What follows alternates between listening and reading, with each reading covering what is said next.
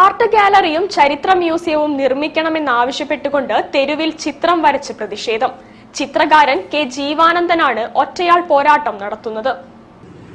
ഫറോക്ക് നഗരസഭയിൽ ആർട്ട് ഗാലറിയും ചരിത്ര മ്യൂസിയവും നിർമ്മിക്കണമെന്നാവശ്യപ്പെട്ട് തെരുവുകളിൽ ചിത്രം വരച്ച് പ്രതിഷേധം.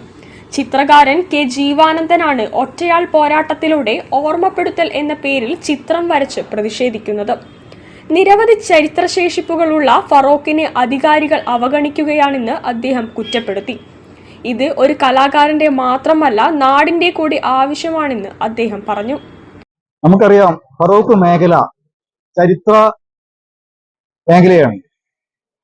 ഇവിടെ തൊഴിലാളികളും അതേപോലെ തന്നെ ഏറ്റവും കൂടുതൽ കലാകാരന്മാരും ഉള്ള ഒരു മേഖലയായിരുന്നു. എന്നാൽ അതിന്റെ ഒരു ഓർമ്മകളും ഇന്ന് അവശേഷിക്കുന്നില്ല. ഉണ്ടെങ്കിൽ തന്നെ അത് സംരക്ഷിക്കാൻ ആരുമില്ല.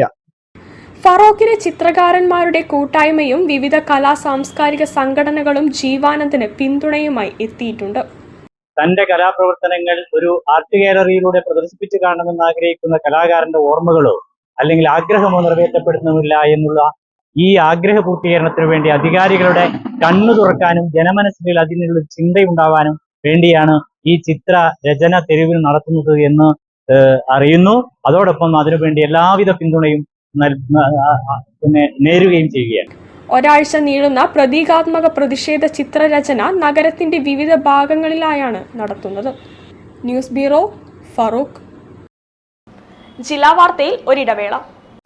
ക്യാൻസറിനെതിരെ പൊരുതാനായി കാലിക്കറ്റ് സിറ്റി സർവീസ് സഹകരണ ബാങ്കും MVR ക്യാൻസർ സെന്ററും സംയുക്തമായി അവതരിപ്പിക്കുന്ന ക്യാൻസർ ചികിത്സാ സഹായ പദ്ധതിയാണ് മാസ് കെയർ.